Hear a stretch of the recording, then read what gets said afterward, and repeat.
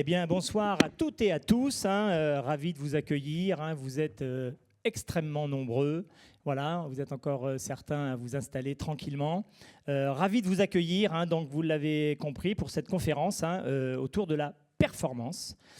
Et on n'éludera aucun sujet. On passera par tous les leviers qui font qu'un sportif se construit pour performer. On parlera mental, on parlera passion, on parlera résilience et vous allez voir, on a des invités exceptionnels.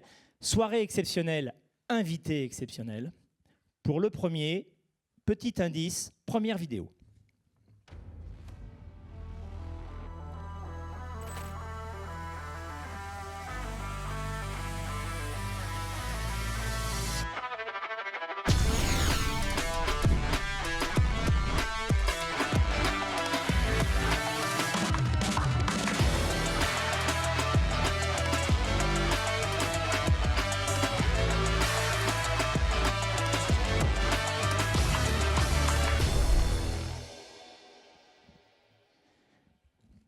Indice, non?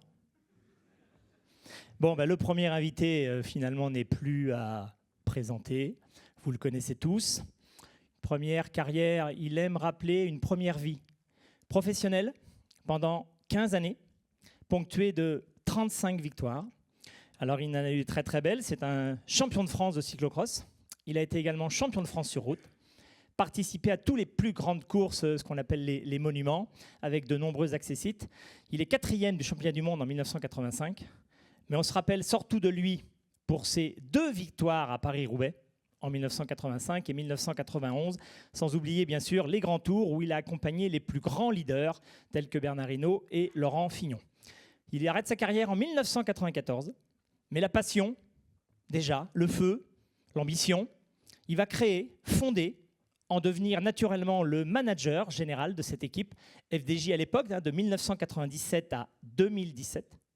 Depuis 2018, nous avons, nous, Groupama, rejoint cette extraordinaire aventure. Il est aujourd'hui le manager général de cette équipe Groupama FDJ, plus de 500 victoires, 28 saisons au plus haut niveau, 3 monuments, 40 victoires sur les différents grands tours, des champions olympiques, des champions d'Europe, des champions du monde. Ils ont performé dans toutes les disciplines. Merci, mesdames, messieurs, d'accueillir comme il se doit monsieur Marc Madiot.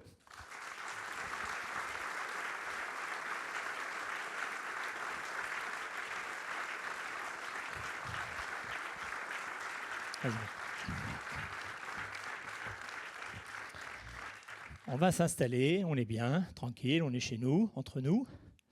Alors je disais, thématique de la performance. On va évoquer de nombreux sujets, aussi bien le mental, la motivation, la discipline. Marc ne sera pas seul pour évoquer tous ces sujets, tous ces leviers finalement qui font la réussite des athlètes. Ils sont déjà parmi nous, vous les avez à la fois vus en photo, ils sont assis sagement, ils sont choyés, parce qu'ils sont même venus soit avec l'entraîneur, soit avec quelqu'un qui fait partie de l'équipe de l'encadrement, de l'équipe première. Voilà, donc vous voyez, on en prend soin. On va démarrer tranquillement. Marc, je le disais, donc c'est la performance. Et c'est bien sûr les coulisses. Alors l'exercice ne va peut-être pas être simple, mais finalement, pour une première question, je le disais, depuis 40 ans, coureur cycliste, manager, si vous deviez en un mot, il y a challenge, un mot. Il aura le temps de s'exprimer largement après. Ça serait lequel pour définir la performance? Bonsoir. C'est le meilleur. Pour répondre directement à la question, un seul mot, l'envie. Bonne réponse. Bon, on est d'accord avec ça. On va développer tout ça. C'était vraiment, bien sûr, pour lancer le sujet. D'ailleurs, l'envie, ça me fait penser à quelque chose. Je m'en sers, moi, à titre personnel, quand j'encadre des équipes ou même quand j'encadrais les jeunes, quand j'étais éducateur à mon club de vélo. Ça va vous rappeler quelqu'un. Je crois qu'il tient ça de son père. Même quand il pleut, il y a toujours un coin de ciel bleu pour ceux qui le veulent. Ça vous rappelle quelqu'un? Oui, mon père. Voilà. Donc voilà, si on a l'envie, quelles que soient les conditions, eh bien, on va s'entraîner. Voilà, donc le ton est donné. On va aborder de nombreux sujets. Pour ce, on va commencer donc un premier bloc, il y en aura 3. On va commencer avec le mental et la motivation. Et pour ce faire, on va accueillir un premier invité. Vous avez bien compris, vous avez les noms. L'idée, c'était de marier, mélanger les disciplines. Et finalement, peut-être se rendre compte que les leviers sont communs, quel que soit le sport pratiqué. Alors celui qu'on accueille, on aurait quasiment pu lui souhaiter son anniversaire. Il est du 8 novembre. Donc 1, 2, 3. Avec quelques jours de retard, pardon. Il est né à La Roche-sur-Yon, c'est le local. C'est un athlète français, spécialiste du demi-fond. Il avait été en 2022 médaille de bronze avec l'équipe de France en cross-country, relais mixte. Il est champion de France du 1500 mètres, c'était en 2024. Champion de France du 3000 mètres en salle. Si je dis des bêtises, il me reprendra, rassurez-vous. C'était toujours en 2024. Il est vice-champion de France cette année en 2025, toujours du 3000 mètres. Ou du 1500. Les deux, mais il est trop fort. Il est trop fort. Et il a surtout participé pour la première fois cette année au championnat du monde. Il était au mois de septembre à Tokyo. Merci d'accueillir Romain Mornet.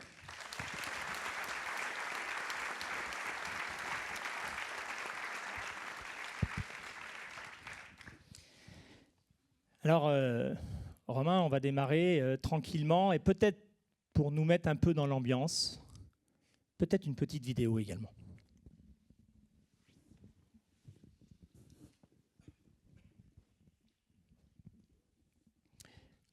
Oui, ils avaient peur que j'en oublie. Et du coup, ils ont tout mis. Ismaël Gouillet et Romain Mornet, la dernière ligne droite va être incroyable encore entre ces trois garçons. Asdinaps qui va peut-être être champion de France, mais attention, Ismaël Gouillet qui revient très fort et Romain Mornet qui lui aussi est en train de faire Romain Mornet, c'est Romain Mornet qui va incroyable. Romain Mornet qui va être champion de France devant Ismaël Gouillet et Asdinaps. Oui, ça s'applaudit. Ah oui, nous vient de La Roche-sur-Yon, c'est Romain Mornet. Doublé avec cet hiver, Romain Mornet. Cet hiver, le titre en salle sur 3000 sera champion de France du 1500. Bon, tu l'as vu et revu, j'imagine. Donc, alors cette thématique, on va échanger tous les trois. On est à la fois sur le mental, la motivation, l'ambition, la résilience. Il y a beaucoup de thématiques qui vont être très très proches. Première question, Romain. Justement, avec cet exemple, comment tu gères la pression avant une telle course, avant un tel événement? Là, c'est la finale championnat de France. Bonsoir à tous déjà, pour commencer. Comment gérer la pression? Évidemment, la pression elle est différente en fonction des événements. Là, il faut savoir que sur les images que l'on a vues, c'était le championnat de France qui faisait office de sélection aussi pour les Jeux Olympiques. Donc évidemment, un petit peu de pression en amont. Mais ça m'a plutôt bien réussi. Donc sur ce coup-là, la pression, je l'avais, disons, optimisée. Ou du moins, je m'en étais servi à bon escient. Mais évidemment, c'est pas toujours facile, pas toujours évident de gérer cette pression-là. Les enjeux font que forcément, on est plus ou moins stressé. Mais si je devais résumer la pression, c'est être capable aussi de la gérer et surtout de s'en servir. C'est forcément difficile à mettre en place, mais c'est ce qui fait la différence, notamment dans la dernière ligne droite où on est tous à fond et c'est l'envie que l'on transforme pour courir un peu plus vite que les autres. L'envie, et puis tu avais déclaré, je suis obligé de reprendre la phrase parce que vous allez voir pour les spécialistes, on est à Tokyo. J'étais plus haut en lactate. Tout le monde écoute bien. J'étais plus haut en lactate par rapport aux séries. Je n'ai pas pu mettre le kick. Je voulais quand même avoir quelques explications, Romain. Quand même. Alors, on va essayer de faire simple. Mais les lactates, tout simplement, c'est cette sensation-là qu'on peut ressentir lorsqu'on fait un effort relativement long et intense. On a cette sensation de jambes qui brûlent assez fortement et on ne va pas développer le mécanisme physiologique, mais c'est une fatigue musculaire qui s'installe et ça te fait de plus en plus mal. L'objectif, c'est... Et là, est-ce que le mental peut rentrer en ligne de compte et comment on gère ça? Oui, évidemment, parce que la douleur, elle est difficile à supporter. Et la première idée qui nous viendrait, c'est d'abandonner ou du moins de relâcher son effort pour avoir un peu moins mal. Mais évidemment, les enjeux font qu'on ne peut pas se relâcher et évidemment que la tête prend le dessus ou doit prendre le dessus justement pour essayer de s'efforcer, de continuer l'effort et d'aller jusqu'au bout tout simplement. Donc aujourd'hui, tu es en dispo, c'est ça, tu ne fais que de l'athlé. C'est quoi exactement la place là, de la discipline? C'est tous les jours? Oui, c'est tous les jours. Forcément, on ne peut pas se relâcher ne serait-ce qu'une seule journée parce que les adversaires, eux, voilà, ils sont à l'entraînement et il faut en faire, j'allais dire, toujours plus que les autres. Ce n'est pas forcément vrai en tant que tel, mais du moins, il ne faut pas faire... Voilà, pas faire d'impasse sur tous les aspects de l'entraînement. Ça peut aller simplement de l'entraînement en tant que tel au sommeil, à la récupération, à la nutrition. Voilà, les sorties, on les met un peu de côté pendant qu'on est en période de compétition. Mais oui, la discipline, elle est là du matin jusqu'au soir. Et la place de l'entraîneur dans tout ça? On peut lui demander. Il est là, mais oui, mais je vous dis, ils viennent jamais seuls. Ils viennent jamais seuls. Non, mais ça veut dire que là, il y a une préparation mentale spécifique au-delà de l'entraînement, les séries, les répétitions et tout ça. Mais c'est bien de le préciser parce qu'on pourrait même parler d'entraîneur avec un S au pluriel. Parce qu'il y a mon entraîneur de toujours qui est ici, mais il y a aussi mon préparateur mental qui est juste en face de moi. Je ne savais pas qui était là ce soir. Ils sont 15. Donc, ils sont venus à 15. Donc non, c'est j'allais dire un duo, mais ça serait plutôt un trio. Et évidemment, la place de l'entraîneur, elle est prépondérante parce que je pars du principe qu'un athlète ou même un sportif au sens large ne peut progresser et atteindre ses objectifs tout seul. Donc évidemment, il faut bien s'entourer. C'est pas forcément évident à faire, mais lorsqu'on a trouvé la bonne alchimie, on a des résultats qui sont généralement à la hauteur de nos espérances. Parfait, merci Romain, tu bouges pas, on va continuer d'échanger. Marc, donc on le dit à travers les propos de Romain, le mental, finalement ça joue un rôle fondamental dans la performance. On est d'accord que c'est également ces mêmes motivations pour un cycliste? Oui, en fait, les bases sont les mêmes pour tout le monde, quelle que soit l'activité sportive que l'on a.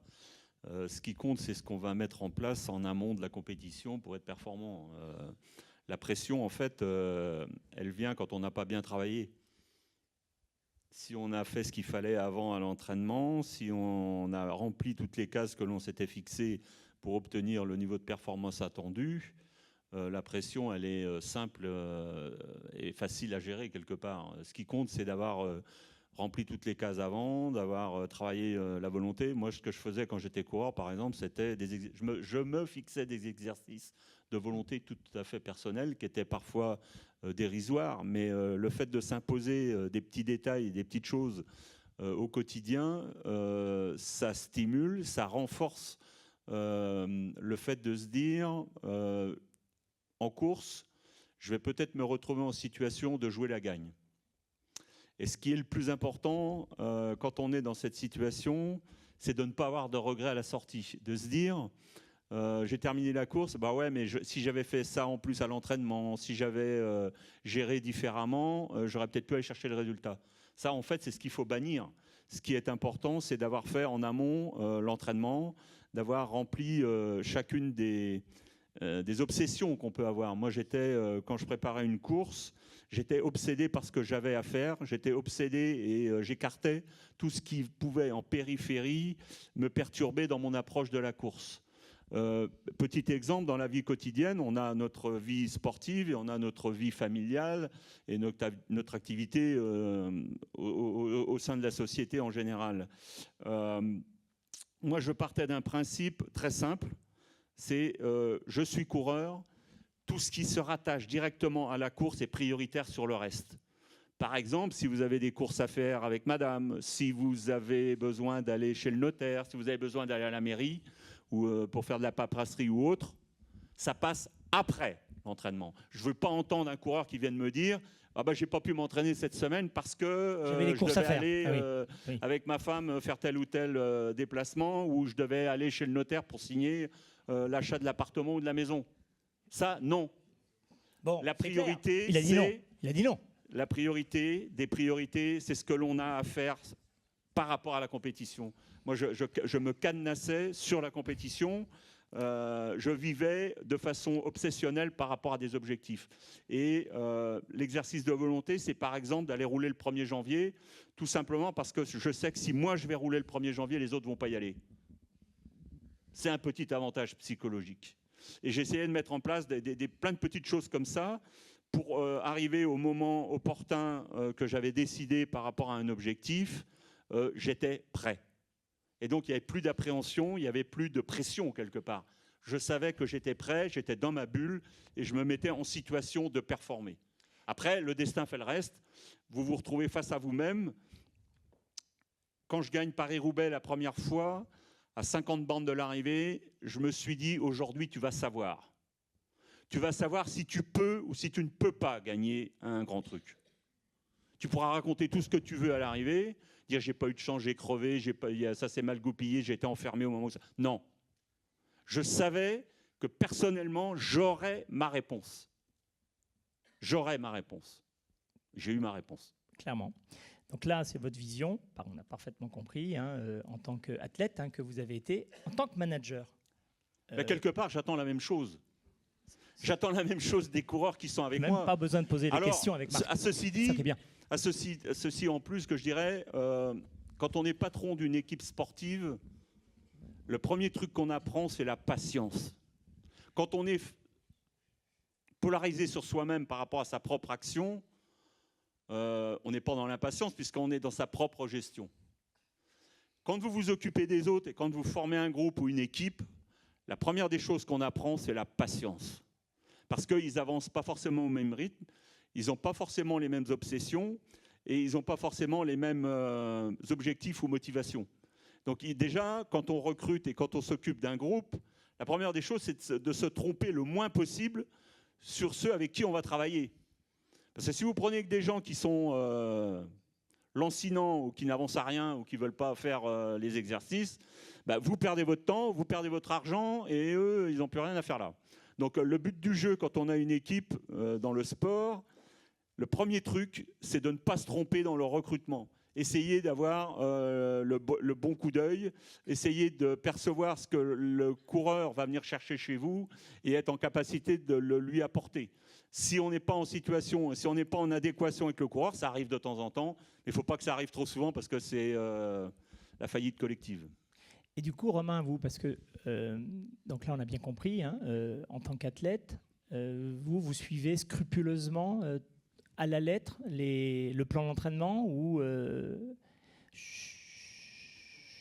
tout bas, en fonction des sensations, en fonction du niveau de motivation, est-ce qu'on a une petite porte de sortie ou non, on suit et on fait confiance finalement à tout l'encadrement?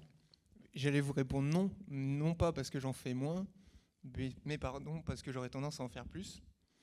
Donc c'est pas forcément la bonne solution, et ça je l'ai compris durant le début de ma carrière où j'étais dans les catégories jeunes.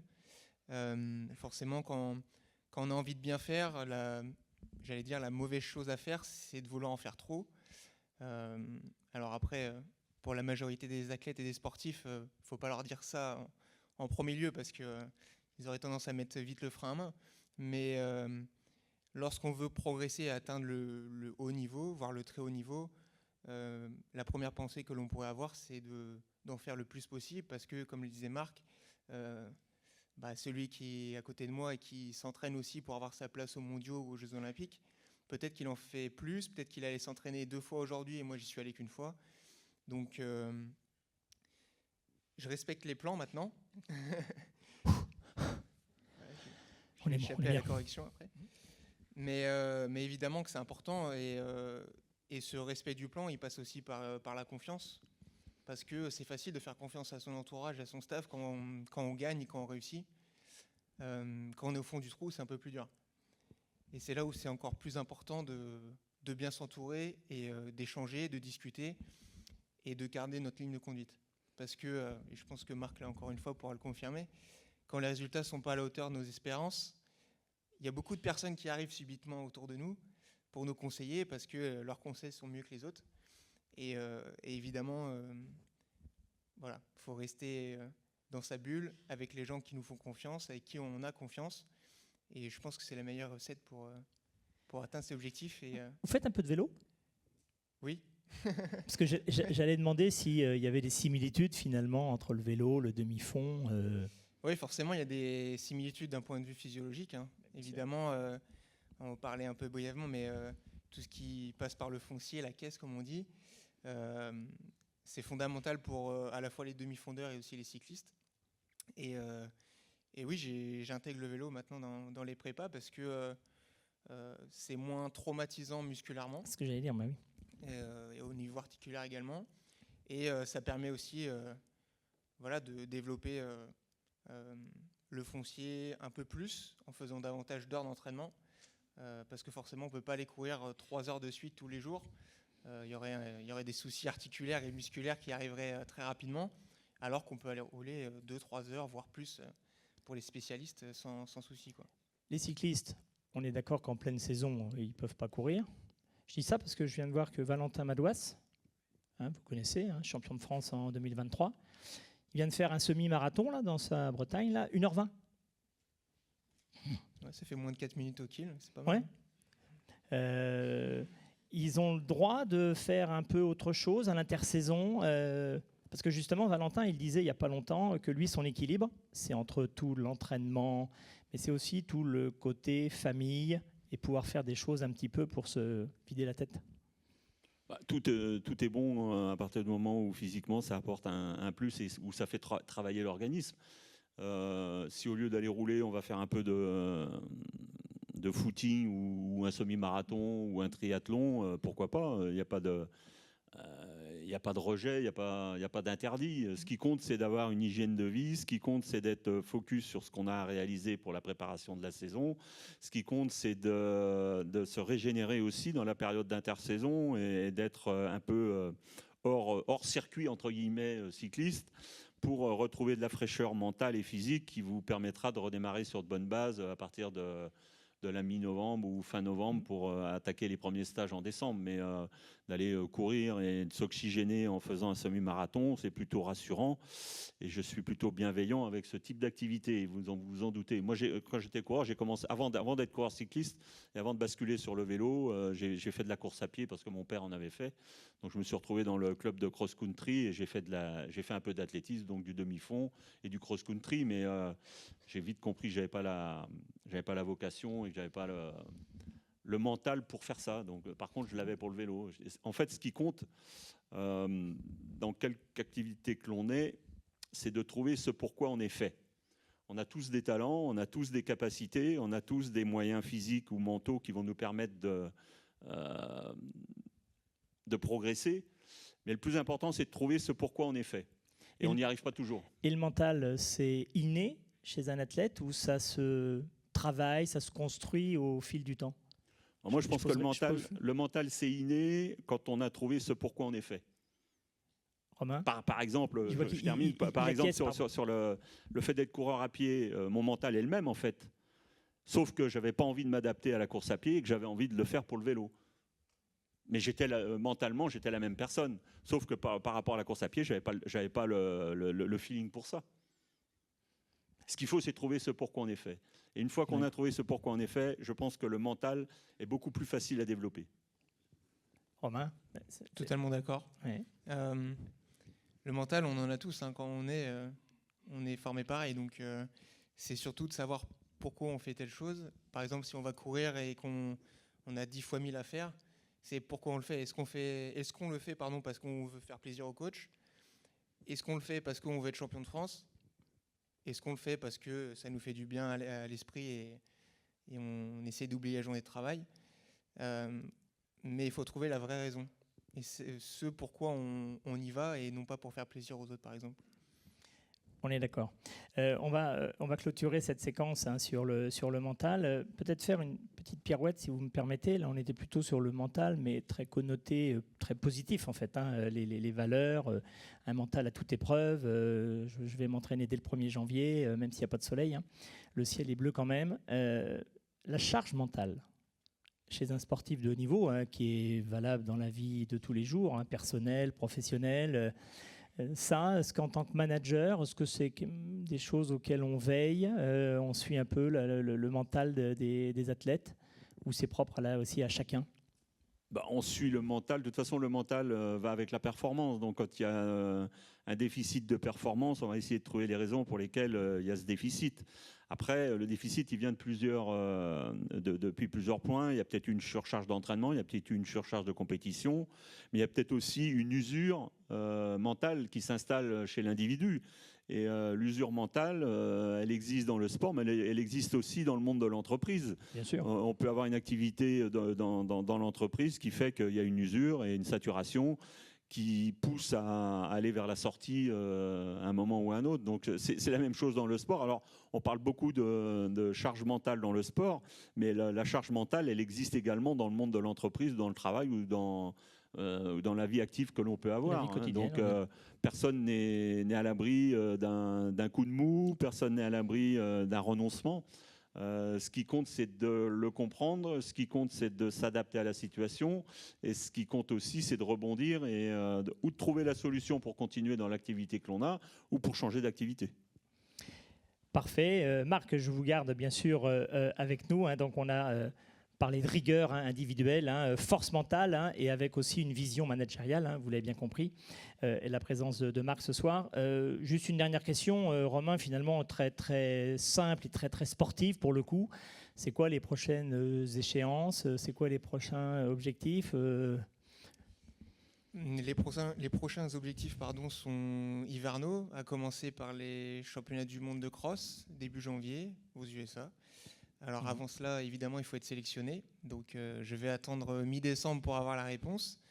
Et par la suite, la saison hivernale, c'est notamment la saison indoor, donc la saison en salle, avec les championnats de France dans un premier temps. Et ensuite, j'espère, les championnats du monde au mois de mars.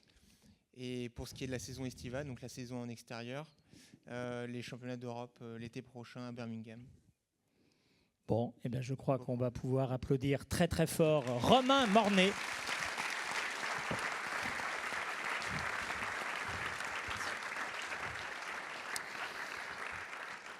Voilà, vous avez maintenant le ton qui va être donné à cette conférence. On vient de terminer le premier bloc. Donc on était vraiment sur le mental, la motivation. Alors bien sûr, on dévie très très vite aussi sur d'autres leviers. Finalement, tout est proche et tout sert finalement à la performance. On va passer à un deuxième bloc, si vous le voulez bien. Et on va évoquer maintenant la passion, la combativité. Je pourrais rajouter la résilience, tellement l'athlète qui va nous retrouver maintenant l'incarne parfaitement. Alors, elle n'est pas née à La Roche-sur-Yon, elle est née dans l'Orne, il me semble, si j'ai bien révisé. 24 ans. Oui, yes. Ça fait 20 ans qu'elle boxe, pas n'importe laquelle. D'abord en amateur, elle boxe en professionnel depuis 2 ans. Elle a gravi petit à petit les échelons, amateur, semi-pro, professionnel, participé à tous les championnats. On va afficher son palmarès, c'est une championne de France, championne d'Europe. Mais elle est surtout, depuis le 7 décembre 2024, championne du monde de boxe thaï. Mesdames, messieurs, merci d'accueillir Mélissa Ozouf.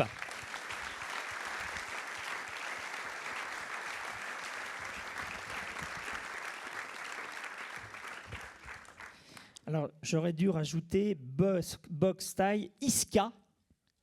C'est ça, plus grosse fédération de boxe thaï dans le monde. Rien que ça. Voilà, donc on va débattre sur la passion, mais finalement la passion dans la combativité et finalement la douleur, la peur, la blessure, la chute. Voilà, tout ce qui fait partie finalement d'une carrière d'un sportif de haut niveau. Bon, déjà, moi je connaissais moins la boxe thaï, en toute honnêteté avec vous, Mélissa. Elle aussi, elle est accompagnée. D'ailleurs, je salue au passage son entraîneur, on peut l'applaudir, Johan Justine.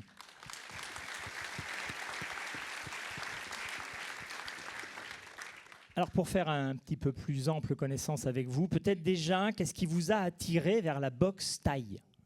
Peut-être expliquer en quelques mots en quoi ça consiste finalement. La boxe thaï, c'est... Bonsoir tout le monde. La boxe thaï, c'est la boxe la plus complète. Donc on a le droit à tous les coups sauf le sol.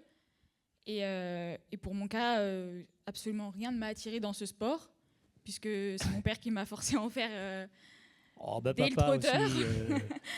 Et finalement, on y prend goût, quoi, donc on y retourne tous les jours. Et je crois savoir que vous avez une activité professionnelle. Oui, je travaille à côté, oui, à temps plein. Et à temps plein? Oui. Comment on arrive à conjuguer une activité professionnelle à temps plein et une carrière professionnelle championne du monde? C'est très compliqué. Donc, je suis factrice. Donc, tous les matins, je pars faire ma petite tournée dans les rues de La Roche. C'est... À vélo? Ça dépend du jour, mais je suis plutôt en petite mobilette. Bon, j'ai essayé, Marc, j'ai essayé, d'accord. Ok, très bien. Oui, mais du coup, j'imagine que là, pour conjuguer quand même l'entraînement et l'activité, c'est pas simple. C'est pas simple du tout. Ça demande beaucoup d'organisation et beaucoup d'organisation. Après, j'ai la chance que les horaires en tant que facteur, c'est plutôt cool. À 14h, je suis chez moi, donc je pars faire mon entraînement le premier. Mais c'est pas facile. Bon, vous allez voir, Mélissa, c'est un parcours hors du commun, ponctué d'événements assez dramatiques. Un accident de voiture en 2018. Pardon de ressasser ces souvenirs, mais je vous propose de vous raconter une histoire et elle racontera la fin. Voilà, je pense qu'elle en parlera beaucoup mieux que moi. Donc, on est en 2024 et elle se prépare pour un championnat, un titre intercontinental. On est en mai 2024. Mélissa n'a pas été épargnée par les blessures. Quand je parlais de résilience et qu'elle l'incarnait parfaitement, fracture du pied. Donc, l'entraînement, la préparation pour les championnats du monde, vous imaginez bien que ça va être un peu tronqué. Fracture du pied en mai, championnat du monde en décembre. Elle va se préparer. Et quand on parlait de mental, de motivation, alors j'ai lu, toute la stratégie avait été mise en place avec l'entraîneur, bien sûr, et en fonction de l'adversaire, bien entendu. J'ai aimé parce que vous disiez c'était comme une chorégraphie. Tout était prêt. Tous les scénarios avaient été envisagés au top mentalement. On est le 7 décembre. Championnat du monde, c'est 5 rounds d'1 minute 30. 3 minutes. 3 minutes, oui. Bon, on connaît un peu sa discipline, donc ça me rassure. 5 rounds, je reprends mon histoire. 5 rounds de 3 minutes. Elle gagne facilement les 4 premiers. A priori, enfin, son adversaire, une Cambodgienne, ne la touche que très peu. Elle est en tête au point. On est dans le 5e round. Il reste 1 minute 30. Place aux images.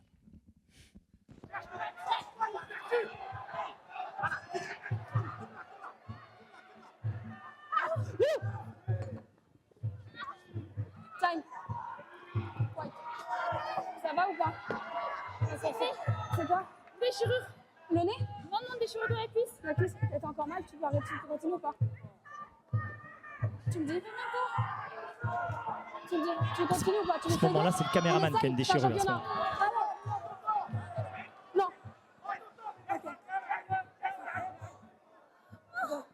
C'est rien. Je te compte, c'est récupéré. Ça va ou pas? Ça va ou pas? Tu vois? Ça va ou pas? Choc! Quelques secondes!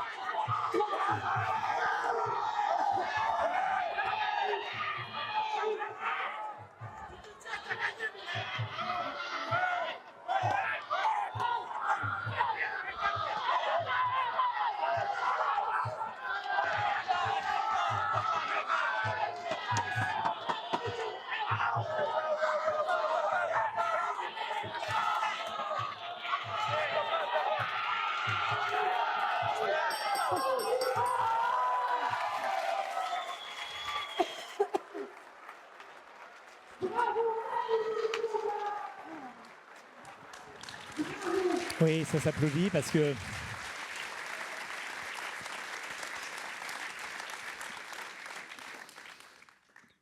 raconter la fin de l'histoire. Qu'est-ce qui se passe à 1 minute 30 de la fin du combat? On entend, hein, déchirure. Je pensais que c'était une déchirure, oui. Donc, j'ai une grosse douleur très intense dans l'ischio. Donc, j'essaye de me relever. Et en fait, ma jambe, elle me tient plus, quoi. Elle pend et je peux plus m'appuyer dessus.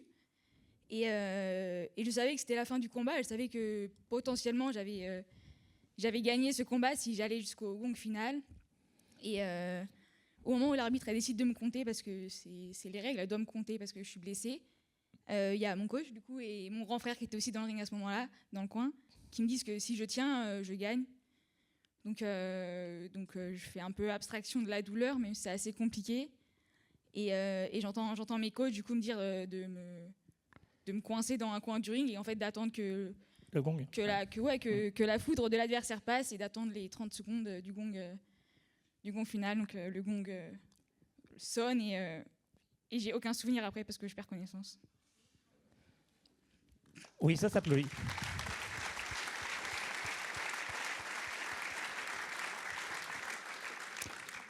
Je vous avais dit qu'elle incarnait parfaitement la résilience. Et justement, comment on gère ça entre l'intensité du combat, toute la préparation? Enfin là, on est dans un championnat du monde. Comment on gère ça? Alors, on peut revenir, hein, parce que est-ce que c'est le mental là, qui prend le dessus? Comment on gère tout ça là? Je m'étais jamais réellement préparée à gérer ce genre de situation en combat. J'avais vraiment tout imaginé. Hein, je m'étais même imaginé me prendre un KO dans mes plus grands cauchemars, mais jamais une blessure et encore moins cette blessure-là.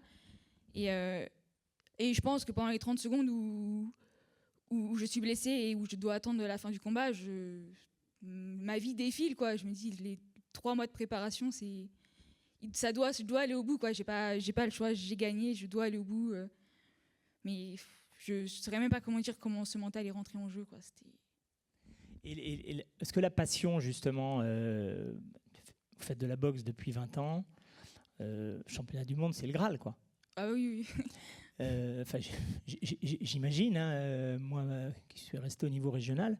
Dans le vélo, hein, Marc, je vous rejoins, je ne suis pas fait pour de la boxe taille, moi. Je n'aurais pas le mental, hein, ça je le sens bien.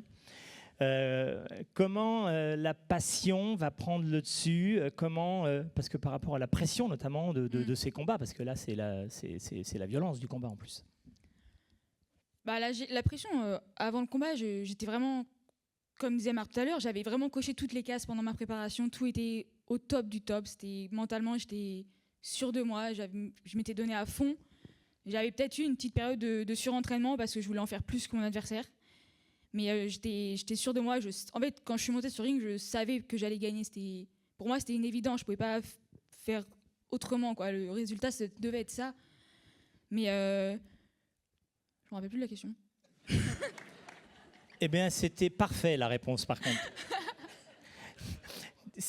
Non, c'était ça. Je prends trop de coups, désolé. Bon, non, on est entre nous. Hein. Non, la passion, finalement, mais on est au milieu de toutes ces thématiques. Je vais vous laisser respirer 30 secondes parce que je vais poser comme ça la question à Marc. Hein. Vous venez de dire, je savais que j'allais gagner. Ça rejoint complètement ce que vous disiez, vous, en tant que coureur. Est-ce que c'est aussi la même préparation? Et est-ce que la passion de la gagne dans le vélo, est-ce que c'est aussi ce qui fait avancer ou ça suffit pas? La passion, c'est pas tellement lié à la gagne. La passion, c'est quand on est en adéquation avec ce qu'on a envie de faire. Et la passion de la course, c'est quelque chose en nous qui se déclenche quand on entre en phase de compétition. Moi, je savais que à chaque fois que j'accrochais un dossard dans le dos, je devenais quelqu'un d'autre. Et en devenant quelqu'un d'autre, j'étais capable de passer des caps dans la tête, et aussi bien au niveau du mental que du physique. Le jour où j'ai mis un dossard et que je n'ai plus ce déclic, ma carrière était terminée. Vous saviez que c'était... Je savais que c'était fini. Du coup, vous avez souvent dit, le vélo, 98% de souffrance, 2% de plaisir. C'est une de vos punchlines préférées. Est-ce que ça veut dire qu'il faut souffrir pour performer dans le vélo ? Il faut souffrir. De toute façon, j'aime pas trop quand mes coureurs parlent de notion de plaisir. Bon, au moins ça c'est fait. Pourquoi ? Parce que le vélo, mais aussi d'autres sports, l'athlétisme sûrement et d'autres, c'est d'abord de la souffrance et du travail. Alors après, il faut essayer de mettre une forme de satisfaction dans le travail effectué. Mais quand vous faites 5 heures sous la flotte, c'est pas du plaisir. Quand vous arrivez au bas du Gavia, sur une étape du Giro, vous avez été dans la neige et la grêle, quand vous arrivez en bas de la descente, c'est pas du plaisir. C'est d'abord un exercice de volonté. Et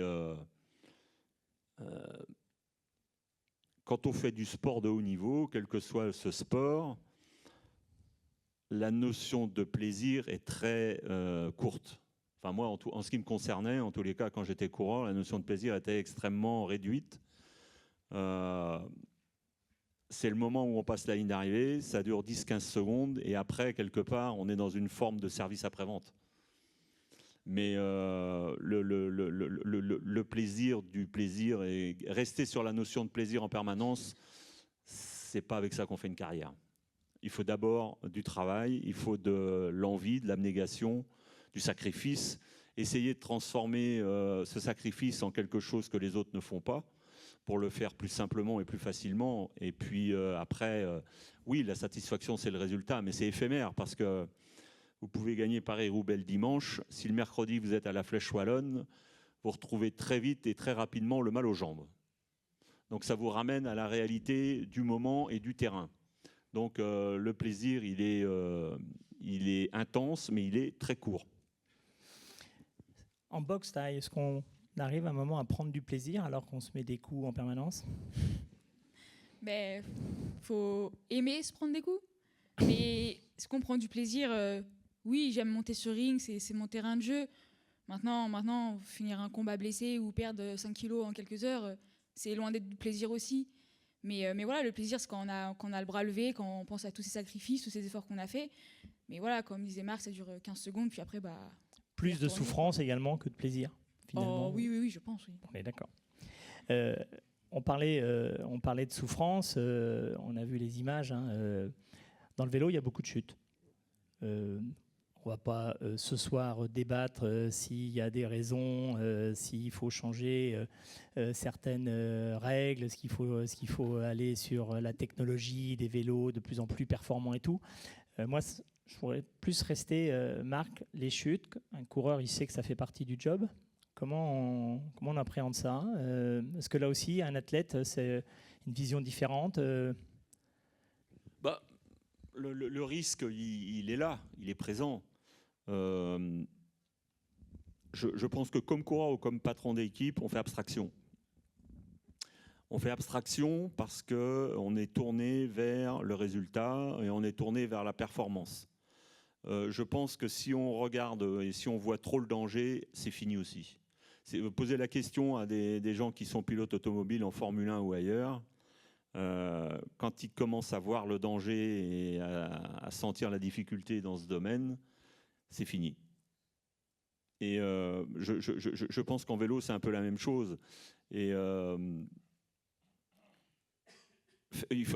moi, je sais que quand j'étais coureur ou quand je suis dans la voiture derrière des coureurs, je fais abstraction, même si je sais que le risque est là, je fais abstraction du risque. Parce que si vous êtes trop polarisé sur le risque, vous mettez la main sur les freins et quand on freine, on va moins vite. Donc le problème est réglé aussi. On est dans la passion, on est dans la combativité. Mélissa, c'est quoi le premier moteur ? Moi, si je dis la passion, c'est ce qui va peut-être permettre de s'entraîner. La combativité, peut-être ce qui va permettre de se dépasser. Vous, il y a une préférence ? C'est un combo, mettre au même niveau les deux ? Oui, je pense que c'est un mixte des deux. Et vous, c'est combien d'heures d'entraînement ? Beaucoup trop. Oui, il y a un petit rictus de Johan. Oui, beaucoup trop. Bon. Mais j'ai tendance à, comme disait Romain tout à l'heure, à en faire beaucoup trop, comparé à ce que mon coach me dit. Mais sinon, ouais, en général, je suis à peu près 30 heures par semaine, quoi. C'est déjà pas mal, je pense, parce que je travaille à côté. Donc la même question, est-ce qu'il faut aimer souffrir finalement pour performer dans votre discipline? Aimer souffrir, c'est un grand mot. Je pense qu'il ne faut pas avoir peur. Faut pas avoir peur de souffrir, il ne faut pas avoir peur de se faire mal, il ne faut pas avoir peur de se mettre dans le rouge aux entraînements.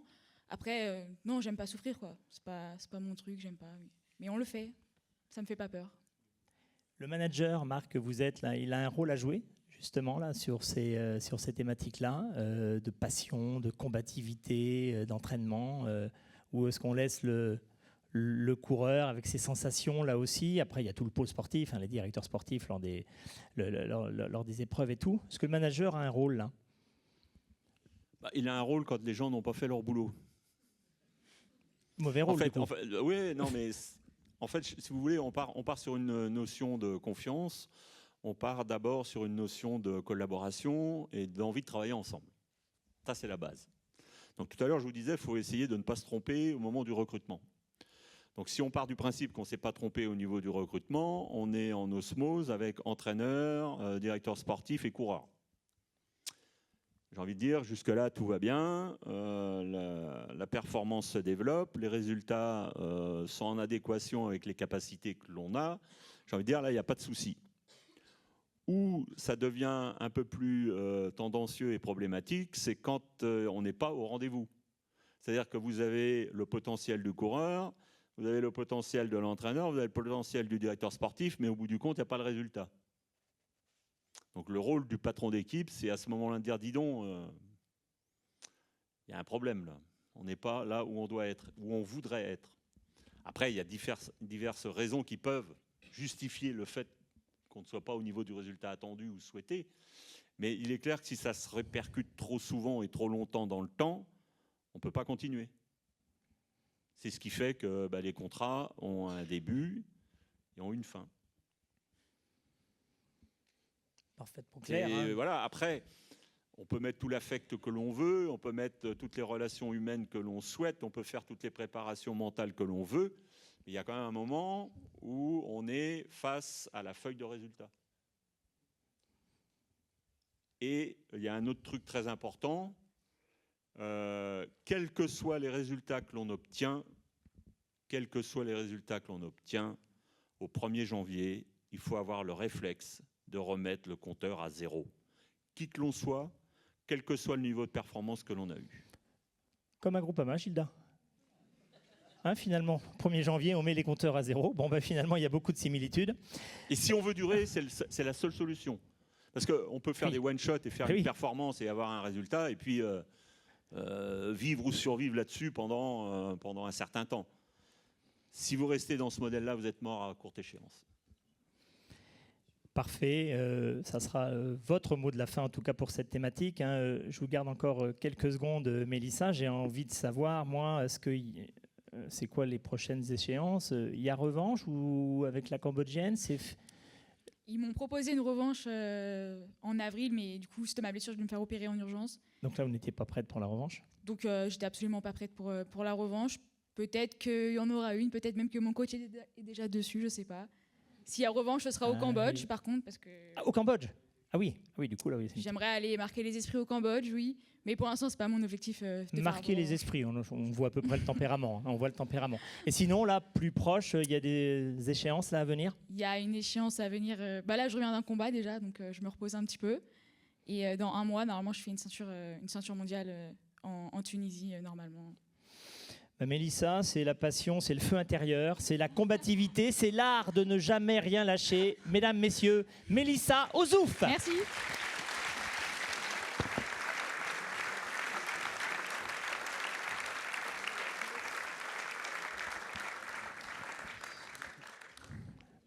Bon, je vous avais dit qu'on allait marier plusieurs sports, et puis on m'a dit, mais si, il faut absolument qu'il y ait un footballeur quand même. Voilà, bon, peu importe Ligue des Champions ou pas, mais on a besoin d'un footeux. Marc aime le foot, hein. Marc aime le foot. Et, donc, troisième, hein, quasiment dernier bloc, hein, on parlera aussi un peu de management de la performance hein, en toute fin de conférence. Mais donc, hein, on a vu le mental, on a vu la motivation, on vient de voir la passion, la combativité. Et finalement, on va aller aussi sur une autre thématique qui est le leadership, cohésion d'équipe. Le football, vous avez bien compris, hein, sport collectif par excellence, hein, où brillent des individualités. Le vélo, sport individuel, mais on ne peut pas gagner sans le collectif. Donc on va essayer de marier tout ça. Et donc, on était obligé d'inviter, il n'est pas né à La Roche-sur-Yon non plus, il est né au Mans. 34 ans, l'expérience, arrière d'aile, à gauche. Oh, dans l'axe. Oui, non, mais ça rigole plus maintenant en 5-4-3, enfin oui, avec tous les dispositifs. Il a été professionnel, il a joué en Ligue 2, il a joué 2 ans au Mans, il a été joué en Suisse, il a été joué en Belgique, Standard de Liège, il a été prêté dans des clubs. Il a déjà fait aussi un petit tour vers chez nous parce qu'il était à Luçon, il a fait une saison à Luçon. Il est surtout, depuis 2022, capitaine de l'équipe de la Roche-Vendée foot. Il est là spécialement pour vous ce soir, Jason Bualian.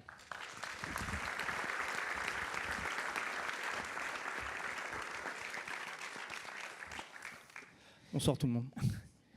J'avais une autre petite stat, mais je voulais que tu me confirmes parce que j'ai noté 15 buts.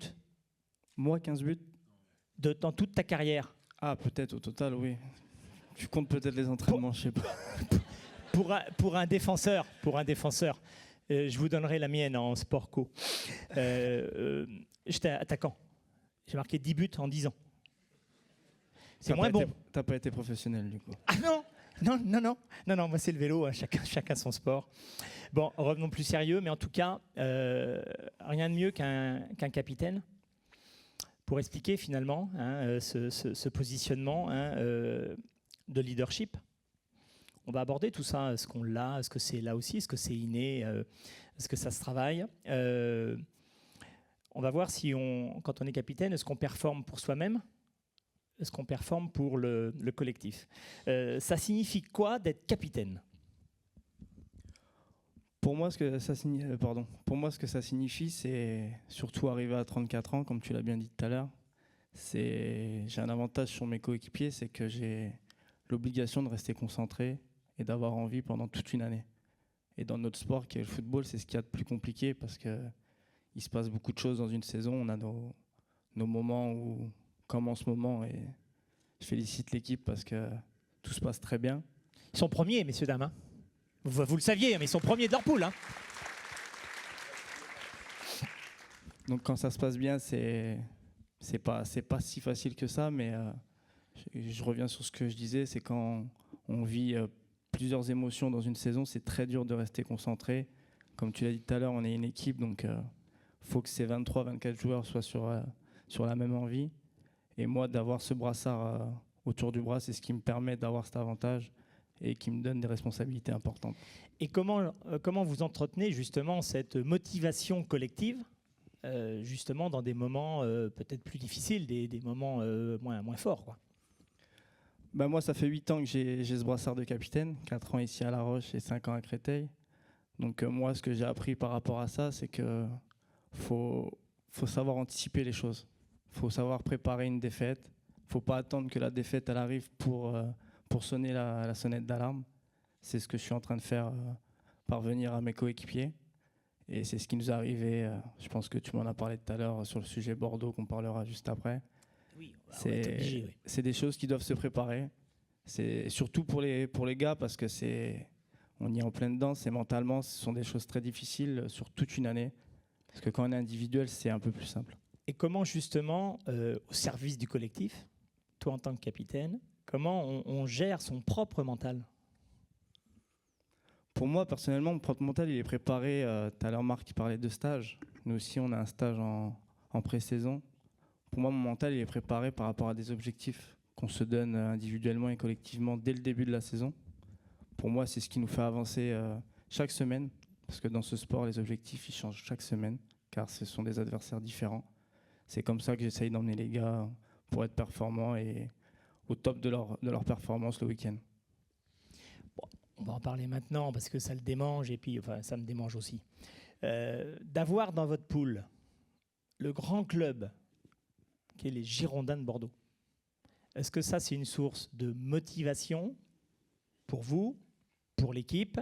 Est-ce qu'on appréhende? Est-ce qu'on sait que ça sera l'équipe à battre dans l'année? Comment on gère ça? Non, c'est pas l'équipe à battre parce qu'on n'est pas que 2 clubs dans ce championnat. On doit battre tout le monde.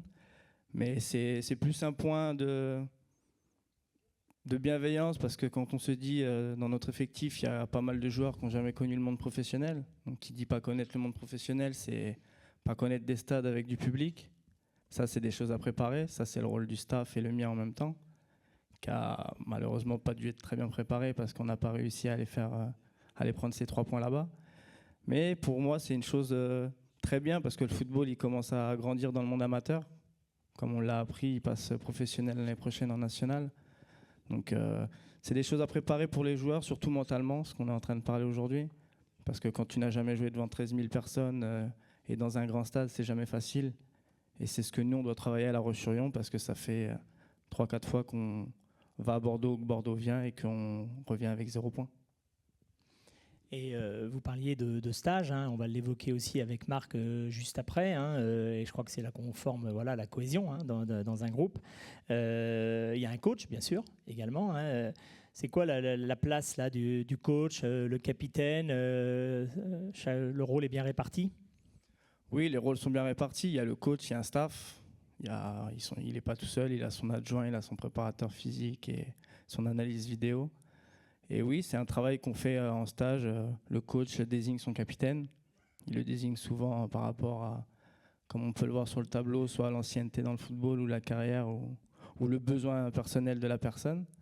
Et derrière, ce sont des rendez-vous qui sont pris avec moi-même et 4 autres capitaines, car tout seul, dans ce sport-là, on va nulle part. Donc ouais, c'est un travail qui est fait. On se donne nos objectifs communs. Et derrière, on essaye d'avancer tous les jours pour y arriver. Marc, même question pour démarrer. Hein, on évoquait les stages, on est en train d'évoquer la cohésion. Les stages, c'est indispensable dans une équipe de vélo? C'est indispensable pour préparer la saison. On essaie de regrouper les gens pour qu'ils apprennent à se connaître et qu'ils se situent les uns par rapport aux autres. Donc, chez nous, c'est très simple. Moi, quand des nouveaux arrivent dans l'équipe, jeunes ou moins jeunes, et je le dis devant les anciens, comme ça les choses sont claires, faites mal aux autres. Écoutez bien. Quand un jeune arrive dans l'équipe, je lui dis, n'aie pas peur, fais mal à Godu, fais mal à Pinot, fais mal à Demar ou à un autre. Vous êtes là pour faire votre place.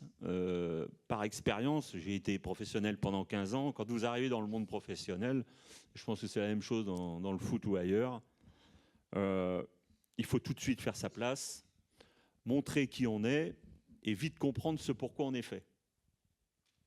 C'est-à-dire que si vous êtes sprinter, vous devez être capable de taper le meilleur sprinter de l'équipe qui est déjà là depuis un certain temps. Et si vous êtes grimpeur, vous devez être capable de mettre dans les cordes. Par exemple, moi j'ai un petit exemple et un souvenir de l'arrivée de Godu auprès de Pinot dans l'équipe. Pinot, c'était la star, c'était le leader incontesté et incontestable de l'équipe. Et au premier briefing que j'ai eu où il y avait Godu et les autres, mais je vous cite Godu parce que c'est plus parlant et vous allez forcément comprendre. Première chose que j'ai dit à Godu, tu as le droit de faire mal à la gueule à Pinot. Et il faut que tu lui fasses mal. Si tu n'y arrives pas, tu n'auras aucune considération de la part de Pinot in fine. Alors ils seront peut-être potes, ils seront peut-être copains, ils seront peut-être une grande tape dans le dos. Mais en vélo, pour être respecté, il faut faire mal à l'autre. Si vous ne faites pas mal, et le mal physique, le mal aux jambes, mettre dans la difficulté vos coéquipiers. Parce qu'en fait, c'est un peu comme en Formule 1, les premiers adversaires, c'est vos propres coéquipiers. Si vous voulez être leader ou si vous pensez avoir le potentiel d'être leader, il faut rassembler les gens autour de vous. Et la première chose pour les rassembler, c'est de leur faire comprendre que vous êtes meilleur qu'eux. Si vous ne faites pas comprendre aux autres que vous êtes meilleur qu'eux, vous ne serez jamais le patron. C'est un peu comme dans l'entreprise. Gilda. C'est un peu comme dans l'entreprise. Si vous êtes le meilleur et si vous avez fait les meilleures études et que vous êtes le meilleur leader dans un groupe autour de la table, en train de boire un café, si c'est vous qui décidez quelle marque de café on va prendre, vous allez être plus le leader que celui qui va dire je ne sais pas, c'est vous qui décidez. Là, en vélo, en sport, c'est la même chose. Il faut s'imposer. Après, il faut être aussi conscient de ses propres limites. Si vous voulez être le leader et que vous n'avez pas les moyens, là, vous êtes banni aussi. Donc, il faut vite comprendre ce pourquoi on est fait. C'est comme en foot, si tu es capable de jouer avant-centre ou si tu joues dans les buts ou défenseur. C'est pas tout à fait la même chose. Il faut vite savoir ce pourquoi on est fait. Et une fois qu'on a trouvé ce pourquoi on est fait, on peut commencer à avancer. Mais en tout état de cause, il faut toujours montrer qu'on est indispensable dans une équipe. Comment on désigne justement un leader? On ne le désigne pas, il s'installe tout seul. Le pouvoir se prend. Je vais y aller. Non, mais le pouvoir se prend. On est dans une jungle. Il y a 180 mecs sur une ligne de départ en vélo. C'est la jungle. Oui, c'est la jungle. Il n'y a pas le choix. Si vous voulez exister, vous ne restez pas derrière. Alors, je vais reformuler du coup la question. Je commence à connaître un animal. Hein. Et bon, vous le disiez, hein, il y a le sprinter. Vous avez évoqué Arnaud, qui aura fait une carrière exceptionnelle à Groupama FDJ, bien sûr. Il y a les sprinters, il y a les grimpeurs, il y a les équipiers, etc. La question, c'est finalement, est-ce qu'on devient leader naturellement parce qu'on est désigné, par exemple, c'est pour gagner ou pour être placé dans le grand tour. C'était plus ça ma question. Comment ça se gère alors que chacun sait finalement le rôle qu'il a à jouer? C'est quelque chose d'assez inné. Quand vous êtes coureur cycliste, regardez, en ce moment, il y a un jeune qui arrive sur le devant de la scène, Sexas. Sexas, il est arrivé dans le peloton, il tourne la poignée, il avance et il largue tout le monde. Il est instinctivement leader. C'est un leader d'une équipe cycliste. Alors, je ne sais pas s'il serait leader dans une entreprise, je ne sais pas s'il serait leader sur un terrain de foot, sans doute pas. Mais je suis sûr d'une chose, je l'ai rencontré il n'y a pas très longtemps, j'ai déjeuné avec lui, et en 5 minutes avec lui à table, moi, je suis sûr d'une chose, hein, chez Decathlon AG2R, le patron au 1er janvier, c'est lui. Voilà. Pourquoi ? Tout simplement, quand il va tourner la poignée, et si les autres ils veulent jouer, il va les éparpiller. Donc s'il les éparpille, quand on rentre à l'hôtel, à la sortie de l'entraînement, il n'y a même pas besoin de parler.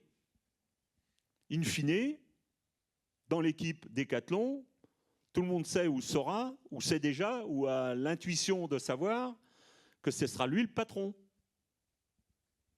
Pour appuyer ce que dit Marc, hein, pour les non-puristes, hein, Paul Sexas, il a 19 ans, il sort des rangs juniors, U19, c'est comme ça qu'on dit au foot.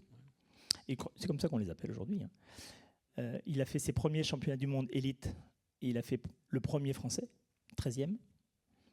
Et peu de temps après, il y avait le championnat d'Europe en France, à nouveau meilleur français, 3e. Je vais vous citer un autre exemple. Nous deux. Fignon, Hinault. On était dans la grande équipe Renault. Fignon arrive, néo-pro, sortait du monde amateur. Et, comme je vous le disais tout à l'heure, à l'entraînement, rapport de force qui s'installe. Fignon avait déjà la poignée. Il vissait. En face, Bernard Hinault, qui n'était quand même pas le plus grand des coureurs pour s'entraîner. Lui, il s'entraînait dans les courses plus que dans les sorties d'entraînement. Et dès les premiers stages, Fignon met Hinault dans le dur. Et Hinault gueule un peu. Et Fignon lui répond « Bernard, t'as qu'à aller t'entraîner ». L'autre, il avait déjà 3 ou 4 Tours de France dans la besace. C'était le leader de l'équipe. 1 an après, Fignon gagnait le Tour. Et fin de l'année, Hinault partait chez Tapi. Eh oui. Le rapport de force était installé. Alors, ça n'a pas empêché Bernard de regagner le tour derrière et d'avoir un plus grand palmarès que Laurent Fignon. Mais tout ça pour vous situer le rapport de force et les lois immuables du peloton, qui sont ceux de la jungle. Du coup, comment on gère les égos? Il n'y a pas besoin de les gérer, hein, ils se gèrent tout seuls. Il n'y a rien à dire quand vous avez juste à faire en sorte que les forces de l'équipe soient le mieux réparties possible pour être performant et gagner le plus de courses possible. Mais Guimard, il ne s'est pas trop emmerdé. Hein. Il a laissé faire le temps, il a laissé faire la course, et les choses sont assez inéluctables. Dans ce type de rapport de force, c'est assez animal, en fait. Et les choses se font, j'ai envie de dire, naturellement. Bernard s'était blessé à la sortie du Tour d'Espagne. Et à la fin de l'année, il est parti dans une autre équipe. Il a créé autre chose parce qu'il avait senti qu'il y avait instinctivement une autre force qui s'installait dans l'équipe. Et à la fin de l'année, fin 83, l'équipe Renault s'est coupée en deux. D'un côté, les anciens qui sont partis avec Bernard Hinault, et de l'autre côté, les jeunes que nous étions qui sont restés avec Fignon. Mais puis après, ça recommence. Il n'y a jamais rien de définitif. Tous les 3-4 ans, ce rapport de force se réinstalle. Et il faut garder ce rapport de force. Parce que si vous n'avez pas ce rapport de force, vous êtes moins bon. Moi, j'ai fait plusieurs saisons chez Renault. Je n'étais pas ami avec Fignon. Je n'étais pas ami. J'étais dans le respect, j'étais dans le travail et j'étais dans l'objectif de réussite. J'ai changé d'équipe, je suis allé chez Toshiba La Vie Claire avec Jean-François Bernard. J'étais ami avec Jean-François Bernard. J'ai été moins bon. Voilà. Je reviens au foot, Jason. Capitaine, vu votre expérience naturelle, il y a d'autres leaders, il y a d'autres voix dans une équipe. On dit des fois il peut y avoir le leader du vestiaire, il y a le leader sur le terrain. Est-ce que des jeunes auraient voulu être aussi, avoir ce rôle? Je pense que tout le monde dans une équipe va être leader, parce que comme le dit Marc, c'est ce qui nous fait performer. Après, un jeune qui va être leader, ça se fait un peu moins dans notre sport, parce qu'il découvre le métier. C'est certes un très beau métier, mais c'est pas un métier si facile que ça quand on est à l'intérieur. Surtout par rapport aux jeunes, c'est... Plus de respect par rapport aux anciens, vous voulez dire? Même si le respect se perd de plus en plus les années passent. Mais oui, c'est ce que nous, les cadres, on essaye de mettre en place par rapport aux jeunes, parce que comme je viens de le dire, ça se perd. Et je pense que ça, c'est une chose très importante. Parce que quand tu commences à respecter, même si ton cadre est moins fort que toi, tu as le respect de ce qu'il a vécu avant. Et ça, c'est très important, parce que si tu respectes ça, tu vas respecter tes 23 joueurs qui sont autour de toi.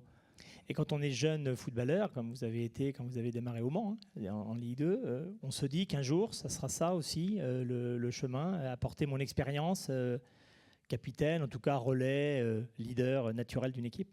Au début, non, du tout. Au début, tu signes ton premier contrat professionnel à 18 ans, donc tu vis ton rêve, tu es un peu perdu, tu es un peu bousculé par tout ce qui se passe, parce que tu commences à être connu, il y a un peu de mauvaises personnes qui t'entourent, parce que on reste des objets dans le monde du football, on reste des options marchandes.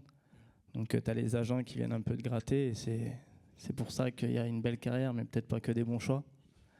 Donc non, ce leadership, il vient après. C'est soit tu as la chance de tomber sur la bonne personne qui te le fait comprendre, soit tu arrives à l'avoir tout seul, mais moi, c'est quelqu'un qui me l'a fait comprendre. C'est inné ou ça se construit là aussi au fil des années finalement? Pour moi, ça s'est construit avec l'âge, mais je pense que je l'avais en moi, parce que c'est quelque chose que j'ai, c'est l'envie d'aider, l'envie de c'est pas donner à tout le monde que, par exemple, chez nous, on a plein de jeunes. Je prends un malin plaisir à voir des jeunes et me dire sur le terrain, tu es chez nous à La Roche-sur-Yon, mais tu as toutes les capacités pour aller au-dessus. Donc d'avoir envie de les aider par rapport à mes connaissances ou autres, et de les emmener au plus haut niveau, là où ils devraient être, c'est des choses que j'adore faire maintenant. Je reviens un peu au vélo. C'est vrai que les générations changent. Vous avez été parfaitement clair. Finalement, le leadership s'inscrit assez naturellement dans le vélo. Les jeunes vont bousculer. Mais des fois, les tempéraments sont pas les mêmes. Parce qu'avec le respect qu'il pouvait y avoir, un peu moins, vous le disiez, dans le vélo, ce qu'on doit faire un peu la police, hein, où ça se fait naturellement, entre eux, naturellement? Non, enfin moi, pour le vécu que j'ai, ou en étant coureur ou en étant patron d'équipe, ça se fait naturellement. Le rapport, enfin en fait, assez vite, qui que vous soyez, vous savez à quel niveau vous jouez. Donc la hiérarchie et le fonctionnement de l'équipe se fait assez vite et assez naturellement, enfin voire très naturellement. Si vous n'êtes pas capable de faire mal aux autres, quand je dis mal, de mettre dans la difficulté ou dans les cordes le copain d'à côté, vous savez vite que vous êtes derrière lui. Donc la vie du groupe est conditionnée par tout ça. Vous n'allez pas vous mettre au service de quelqu'un qui n'est pas capable de faire la différence. Vous vous mettez au service de la personne qui va faire la différence, qui va vous faire gagner. Et le leadership, il est in fine dans la course par rapport au résultat. Il est chez tel ou tel coureur. Après, il y a les leaders d'opinion qui s'installent aussi dans une équipe. Ce n'est pas forcément les meilleurs coureurs, mais c'est ceux qui sont le plus capables de rassembler ou de guider les gens dans une équipe. Ce n'est pas forcément le leader physique. C'est ce que j'allais dire. Les leaders, finalement, ce n'est pas toujours ceux qu'on croit. Mais en vélo, le vrai leader, c'est quand même celui qui fait la différence physique. Et dans les moments difficiles, que ce soit parce qu'il y a manque de résultats ou en tout cas pas à la hauteur des espérances, est-ce que là, le leader, il a un rôle là, par rapport à... Si déjà il n'y a pas de résultat, souvent c'est lui le premier concerné. Oui, comme ça. C'est souvent lui le premier concerné. Donc là, il y a un travail qui s'effectue au sein de l'équipe pour essayer d'abord d'évaluer la situation et d'essayer de comprendre ce qui fonctionne ou ce qui ne fonctionne pas. Et y remédier pour essayer de rectifier le tir le plus vite possible. Mais on s'aperçoit aussi d'une chose, quand vous enclenchez bien la saison, et je pense que c'est un peu pareil dans les autres sports, quand vous avez fait une bonne préparation hivernale, quand tout roule et quand tout s'enquille bien, comme on dit dans le jargon, et que tout le monde fonctionne dans la même direction et que tout le monde est à son meilleur niveau, comme par hasard, tout le monde va bien. C'est-à-dire que quand votre leader est performant et est très opérationnel, tout le monde va bien, tout le monde gagne des courses. Moi, là aussi, je peux vous redonner un exemple. Dans le Tour 1984, donc Hinault vient de quitter l'équipe, il est chez Toshiba Laviclair, chez Tapi. On est encore chez Renault. Avec l'équipe Renault, en 84, on gagne le Tour avec Fignon. Lemon fait 3e, on gagne 10 étapes. On gagne la plupart des classements annexes. On écrabouille au passage la Viclair. L'année suivante, en 85... Il a le droit de se faire un petit peu plaisir, oui. Ouais, non, oui. Mais je vais rabaisser vite le truc l'année d'après. En 85, Fignon n'est pas là. Eh bien, avec les mêmes coureurs, le reste de l'équipe, c'est les mêmes coureurs. On avait le même niveau physique. On n'a pas gagné une seule étape et ils nous ont marché dessus. Comme quoi, il faut mettre tous les ingrédients au bon moment pour que ça fonctionne. On n'était pas moins bon en 85 qu'en 84, sauf qu'en 84, on avait la bonne dynamique et on était dans le bon tempo. Et en 85, on n'y était plus.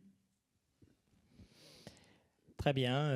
Leadership, cohésion, hein, on voit tous ces piliers finalement essentiels de la performance individuelle, collective. Hein, je rappelle, hein, le foot, un sport collectif par excellence. Hein, le vélo, sport individuel, mais voilà, on gagne avec ses leaders, on gagne grâce au collectif.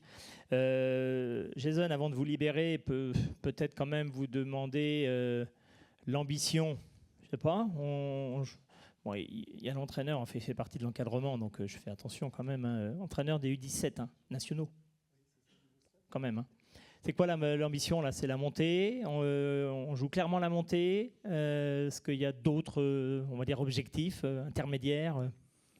L'ambition principale, c'est, comme je l'ai dit tout à l'heure, c'est se les donner chaque semaine.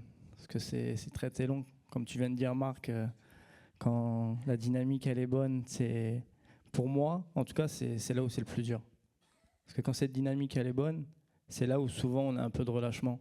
C'est là où on se dit et on est meilleur que nos adversaires. Et ça, quand on arrive sur un terrain et on se dit ça, on peut être sûr à 80% qu'on va perdre. Donc, comme je l'ai dit, les objectifs, ça va être chaque semaine. Après, bien sûr, alors je vous parle quand on a 2 points d'avance et que les vacances sont dans 1 mois, bien sûr que l'ambition du club et de la ville est clairement d'aller chercher ce statut professionnel. peut applaudir.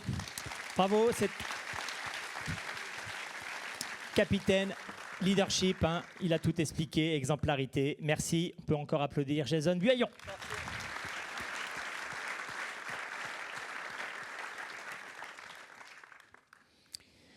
Voilà, on arrive tranquillement. Hein, on va avoir le temps hein, d'un dernier petit bloc, finalement, prendre un petit peu de hauteur sur tout ce qu'on a dit, Marc, hein, et revenir sur un peu tous ces piliers, finalement, hein, de la performance.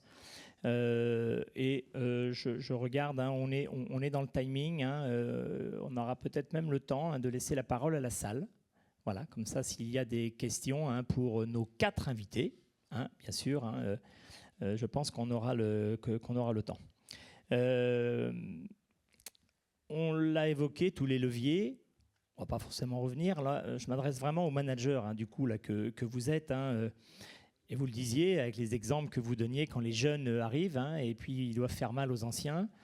Comment justement vous, entre ces nouvelles générations, les anciens et finalement quand 2 générations se confrontent, c'est quoi votre rôle, vous, entre autorité, confiance, où vous placez, vous, justement, pour organiser un petit peu? Là, on parle vraiment du management. Bah, moi, j'ai coutume de dire que je suis en principe une burette d'huile dans l'équipe. Burette d'huile. Oui, il a bien dit ça. Oui. Voilà, vous avez... on a tous l'image. Il y a tout ce qu'il faut, quoi. Normalement. Et que vous retenez-vous du management collectif? On gère de l'individuel, c'est un sport individuel. Le management collectif, c'est simple. L'envie de venir, le plaisir de rester. Voilà. Quand on réussit ça, on est pas mal au bout du compte. Clairement, clairement. Il y a une dimension donc humaine, on l'a bien vu, managériale hein, de la performance. Alors, on l'a peu évoqué hein, ce soir parce que ce n'était pas finalement complètement la thématique, mais si on va un tout petit peu sur le résultat, mais en restant sur ce qu'on est en train d'évoquer, en termes de performance, c'est quoi le bilan là, en 2025 ? C'est notre plus mauvaise année depuis un certain temps. Bon, ben, je le disais, mais tout doucement, vous avez remarqué, hein, j'y vais, je suis extrêmement bienveillant, et c'est vrai que vous avez été 7e mondial, hein, l'équipe était au 7e rang mondial 2022-2023, là vous êtes au-delà de la 10e place. On l'explique comment? C'est un sport à 2 vitesses. Il y a plusieurs facteurs. À l'époque, il y a un an, à peu près 1 an et demi, 2 ans, on était au 7e rang mondial. Il faut savoir que quand Groupama a rejoint FDJ, on était 7-8e budget mondial. Vous n'êtes pas sans savoir qu'il y a beaucoup d'inflation dans le monde du cyclisme, en particulier ces dernières années, avec l'arrivée des sponsors étatiques ou des mastodontes comme Red Bull ou d'autres, ou Ineos ou Total qui sont arrivés sur le marché. Groupama et FDJ sont des entreprises avec un besoin de retour sur investissement, notamment français.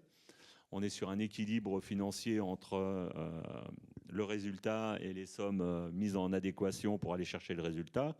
Il est clair qu'aujourd'hui, on est dans le 2e niveau de budget de fonctionnement, même si on est fort bien doté par Groupama et FDJ. On est dans la 2e partie du tableau. Donc, ce qui fait que, par voie de conséquence, les effectifs qu'on avait jusqu'il y a 2-3 années en arrière avec les Pinot Démarre ne sont plus avec nous aujourd'hui. Et on est sur un effectif beaucoup plus jeune et beaucoup plus en devenir que par le passé. Donc, il est normal et logique qu'il y ait une régression sportive qui se soit installée. Après, le but du jeu, in fine, c'est d'aller chercher le meilleur résultat possible avec l'effectif que l'on a par rapport aux moyens que nous avons. Donc le but du jeu en 2026, ça va être de redémarrer cette nouvelle session du World Tour sur 3 ans de la meilleure des façons, et on espère se situer entre la 10 et 12e place mondiale, ce qui serait une belle et bonne performance par rapport à nos moyens, par rapport à la concurrence. Il faut aussi savoir une chose, c'est que nous sommes en France, et il suffit d'ouvrir la télévision chaque jour au moment des informations aujourd'hui pour se rendre compte que le monde économique en France et les lois sociales en France et les taxes, on est quand même les champions du monde, toutes catégories confondues. Donc, ce qui coûte un certain coût en France est souvent 30% moins cher à l'étranger. Donc, c'est une des raisons aussi de l'exode des meilleurs coureurs français. Mais c'est pas vrai qu'en vélo, hein, c'est aussi vrai en foot. Les plus grands joueurs français sont souvent à l'étranger. En cyclisme, aujourd'hui, c'est la nouvelle tendance. Les meilleurs coureurs français, à part Sexas et Grégoire, Sexas chez Decathlon et Grégoire chez nous, les meilleurs coureurs progressivement s'en vont à l'étranger, tout simplement parce que fiscalement, c'est plus intéressant. En termes de charges, pour l'équipe qui embauche le coureur français, ça coûte moins cher. Là où nous, on paye 30% plus cher. Voilà. Donc, quand vous avez tout ça dans la marmite, que vous mélangez avec des budgets qui sont inférieurs, même s'ils sont conséquents, vous vous retrouvez devant des difficultés sportives pour rivaliser avec des gens qui ont 3 fois le budget que nous pouvons avoir. Donc, on le sait avant de commencer. Donc, le but du jeu, c'est d'être le plus performant possible. Le but du jeu, c'est de développer et de renforcer nos moyens économiques et essayer de donner de nouvelles perspectives à l'équipe. C'est aussi essayer d'influencer au niveau politique les instances internationales pour faire évoluer les régulations et les réglementations de notre sport. C'est pas simple, c'est pas facile, mais on espère y parvenir. Après, je pense qu'on a un modèle économique en France avec nos équipes, que ce soit chez nous, Groupama FDJ ou Cofidis ou Decathlon ou d'autres. On est dans un modèle économique raisonnable et raisonné, qui fait que quand on dépense 10, on espère un retour sur investissement supérieur à 10. Là où d'autres ne cherchent pas de retour sur investissement, ils viennent juste chercher de l'exposition internationale sans mettre de chiffres en face. Donc on est sur quelque chose de déséquilibré, on est dans un monde déséquilibré, et aussi bien dans le monde économique que dans le monde sportif, il faut qu'on retrouve des équilibres si on veut que les choses s'améliorent pour tout le monde. Est-ce qu'on arrive à... vous évoquez ce modèle économique qui est fragile. Est-ce qu'on arrive à motiver des jeunes coureurs? Vous parliez de Romain Grégoire. Là encore, pour tout le monde, c'est un des plus beaux palmarès là, cette année. Sur les 15 victoires de l'équipe Groupama FDJ, il en a 6 rien qu'à lui tout seul. Donc il a 22 ans. Et il a 22 ans. Et il a failli être champion de France ici même, en Vendée. Battu de peu aux Herbiers, battu par Dorian Godon. Donc, est-ce que là, on vend un projet sportif pour retenir un jeune? Parce qu'on prend l'exemple de Lenny Martinez, qui est passé aussi par les jeunes, par les U19, par la Conti, la réserve World Tour. Il n'a pas pu rester, on imagine, pour des contraintes financières. Et c'est quoi on dit quoi, Romain Grégoire, pour qu'il reste? Après, chacun voit midi à sa porte. Chacun se fixe ses propres orientations. Je pense qu'un coureur comme Lenny a fait un choix économique et sportif dans un deuxième temps, là où Romain Grégoire fait un choix sportif dans un premier temps avant de faire un choix économique en deuxième temps. Donc le but du jeu, c'est simple. Quand vous avez des jeunes coureurs, l'avantage que nous avons par rapport à d'autres, parce que nous avons quand même des avantages, l'avantage que nous avons, c'est qu'on peut permettre à des jeunes de se développer et de gravir plus rapidement les échelons et d'être en situation de responsabilité. Vous citiez Romain Grégoire. Romain Grégoire va être un des leaders de l'équipe sur l'année qui arrive. Il a façonné son physique ces 2 dernières saisons et on voit bien que sur les 2 ans qui viennent de se passer, il a eu une progression linéaire et constante qui doit lui permettre d'être opérationnel sur les classiques et d'être en capacité d'aller chercher une victoire d'étape sur le Tour. Donc s'il était dans un autre groupe que celui de la Groupama FDJ, peut-être qu'il n'aurait pas les mêmes perspectives sportives. Il aurait peut-être des perspectives économiques plus intéressantes, mais sportivement, il ne serait peut-être pas dans la même situation qu'il est chez nous. Donc il y a un côté intéressant pour lui, comme pour d'autres jeunes coureurs qui sont dans l'équipe. Donc le but du jeu, c'est d'aller chercher le maximum de résultats avec les coureurs que nous avons et de permettre à l'équipe de vivre, d'exister et d'être connue et reconnue et appréciée par le public. Parce que au-delà de la victoire et des chiffres et des points, il y a quand même aussi le sentiment et le frisson qu'on va faire passer auprès du public. Vous avez des équipes qui gagnent énormément de courses. Et une fois la saison terminée, on ne s'en rappelle plus. On s'en rappelle plus. Par contre, vous avez des coureurs ou des équipes qui gagnent moins souvent et qui marquent les esprits. Pinot, ça fait 2 ans qu'il a arrêté de courir. Il est toujours connu et reconnu dans la rue et apprécié pour les performances qu'il a eues. Si vous regardez bien le palmarès de Thibaut Pinot, il a un très beau palmarès.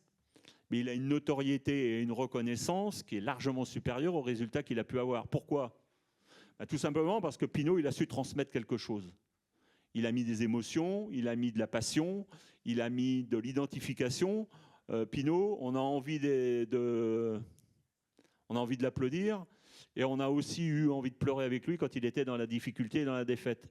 Il ne s'est jamais caché derrière son petit doigt, et il a toujours assumé ce qu'il était dans les très bons moments, et aussi parfois dans les moments où il était plus en délicatesse. On avait beau lui dire, mais ne t'expose pas de la façon dont tu t'exposes.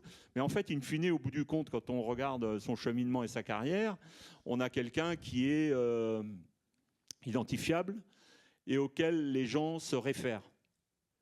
Et quand vous parlez avec le public, et si je parle tout à l'heure avec vous de Pinault, ben vous allez ressortir l'étape des Pyrénées, vous allez ressortir l'Alpe d'Huez, vous allez ressortir des moments forts.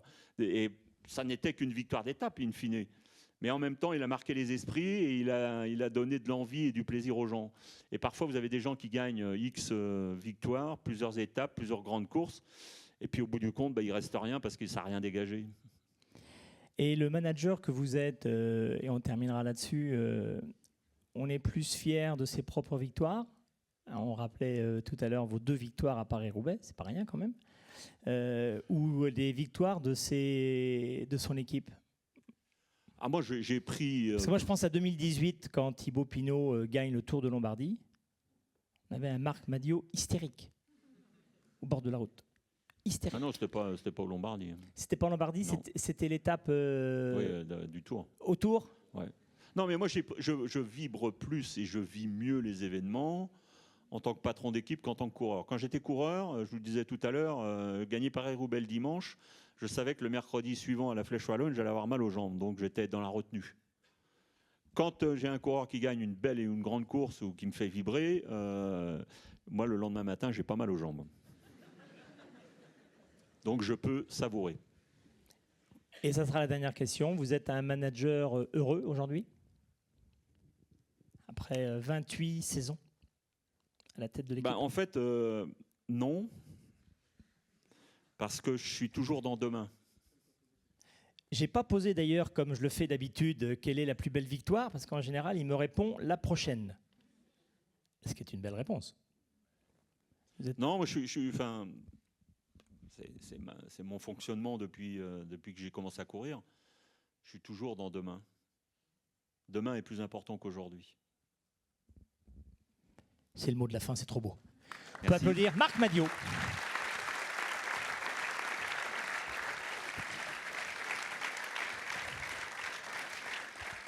Donc, avant de conclure et remercier quelques personnes, bien entendu, parce que vous imaginez bien qu'on ne peut pas mener et organiser une telle conférence sans beaucoup de personnes. S'il y a des questions, on va en prendre 3-4. Et bien sûr, je vous invite à poser des questions aussi bien à Marc, mais bien sûr également à Mélissa, à Romain et à Jason. Bonsoir. La question serait pour Marc. J'aimerais bien savoir, selon vous, la différence entre les très bons sportifs, parce qu'on en a énormément de très bons sportifs, et les excellents sportifs, ceux qui dominent leur discipline. C'est quoi les ingrédients qui manquent souvent entre les deux ? Parce qu'il y a beaucoup d'appelés, et puis des élus, il y en a quand même très très peu. Ça s'appelle le talent. Ça suffit ? Ouais. Parce que des gens talentueux, j'en ai vu des centaines. Oui, mais le talent, on en a plus ou moins. Et puis, comme je disais tout à l'heure, le plus important, c'est de savoir ce pourquoi on est fait. Moi, par exemple, j'avais un talent intéressant pour être coureur cycliste. Mais si je n'avais pas eu la passion du vélo et que j'avais essayé de taper dans un ballon, je suis sûr d'une chose, je n'aurais jamais fait carrière. Donc le talent, on a tous des talents, plus ou moins développés. Mais ce qu'il faut, c'est l'identifier et puis que ça colle à ce qu'on a envie de faire. Parce que vous pouvez avoir des gens qui ont du talent, mais s'ils n'aiment pas ce qu'ils font et s'ils n'ont pas envie de s'entraîner, quel que soit le talent que vous avez, ça ne marchera pas non plus. Donc c'est un alignement des planètes, un alignement de bonnes étoiles qui font que vous allez passer le cap au-dessus. Mais entre le bon et le très bon, in fine, si tous les gens travaillent et tous les gens sont prêts mentalement à réaliser de la performance, in fine, c'est quand même la cylindrée du moteur et c'est le talent. Merci. D'autres questions ? profitez, c'est l'occasion. Hein. N'hésitez pas à interpeller également tous nos sportifs présents ce soir. Il en fait des kilomètres, Quentin, depuis ce matin, mais même pas imaginé. Une question pour Romain. Comment tu gères l'après-entraînement et après-compétition au niveau récupération ? Oh, une très bonne question, jeune homme. Ah bah oui, du coup, oui. Oui, un petit moment d'absence là, mais oui, avec un micro, c'est mieux. Je vais faire mieux la prochaine fois. Alors, comment on récupère, Romain ? Comment on récupère ? Je l'ai brièvement évoqué tout à l'heure. Déjà par rapport au sommeil, ça peut paraître banal, mais dormir correctement et relativement, avec des nuits correctes et qui ne sont pas interrompues par un manque de sommeil, etc. Forcément, ça fait la différence sur la récupération. On a un peu moins mal aux jambes le lendemain, même si ça ne fait pas tout. Et puis à côté de ça, évidemment, il y a aussi la nutrition. Faire attention à ce qu'on mange. Alors, il ne faut pas non plus tomber dans l'excès, mais c'est important de donner à ton corps ce dont il a besoin après un entraînement plus ou moins intense. Et après, il y a quand même d'autres paramètres. Alors, les séances de kiné, de massage, ça c'est un petit pourcentage de la récupération, mais à haut niveau, ça fait, je pense, la différence. Et puis après, tu as d'autres mécanismes, les bains froids. Donc le principe est très simple, comme son nom l'indique. Hein. On s'immerge dans de l'eau à aller entre 5 et 10 degrés quand on y arrive. Et l'idée, c'est de rester relativement longtemps. Alors quelques minutes, c'est déjà pas mal pour récupérer davantage. Et après, tu as aussi, par exemple, les bottes de pressothérapie. Donc, c'est tout simplement des bottes dans lesquelles tu mets tes jambes et il y a un système de compresseur qui vient augmenter la circulation sanguine. Et là, encore une fois, ça permet de normalement récupérer un petit peu mieux. Parfait. Merci. Oui, intéressant. Oui. Peut-être ce qui manque. Bravo. Est-ce qu'il y a d'autres questions ? Il y en a une au milieu. Tu as vu, Quentin ? Oui.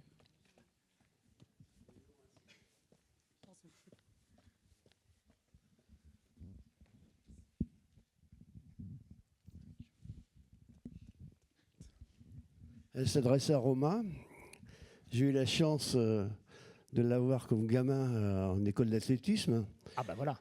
Et je voudrais lui poser la question, parce qu'on travaillait 50% du goût de l'effort, si ça lui a servi dans sa carrière après. La réponse est oui, évidemment. Goût de l'effort, notamment dans le demi-fond, mais je pense aussi au cyclisme, voire à la boxe et au foot, hein, dans le sport en général. Évidemment que c'est important et primordial, parce que sans goût de l'effort, on ne s'investit pas pleinement dans ce que l'on fait, et si on ne s'investit pas pleinement, on ne réussit pas à atteindre ses propres objectifs. Donc évidemment que c'est primordial. Après, c'est quelque chose d'inné. Hein. Je le vois, ou je l'ai vu du moins dans ma carrière, ma courte carrière d'enseignant. Le goût de l'effort, c'est pas forcément le même en fonction des élèves. Donc c'est quelque chose d'inné. Après, ça se travaille et on essaye de le faire perdurer, parce qu'au fil des années dans sa carrière, on a des hauts, on a des bas. Et c'est notamment lorsqu'on est en bas qu'il faut avoir ce goût de l'effort et faire en sorte de le maintenir le plus longtemps possible. Parfait. Est-ce qu'il y a d'autres questions ? Il y en a une complètement en face. Tiens, le micro. Donne le micro à Mélissa. Moi, j'ai une question pour elle. C'est aussi un peu sur la récupération, parce que là, quand on prend des coups, comme tu prends musculairement, là, on fait comment là ? On fait des bains là aussi là Les bains, c'est inévitable, oui. Après, je pense qu'on a à peu près tous le même type de récupération, les bains, les massages. Après, voilà, nous, on a des coups, donc ça met un peu plus de temps. Là, j'ai la jambe où j'ai plein d'hématomes, donc pendant quelques jours, c'est à ça que je pensais. C'est à ça que je pensais, justement. Oui. J'admire et je les laisse partir tout seul. Pendant quelques jours, je fais attention, je vais pas taper avec, mais il n'y a pas de secret.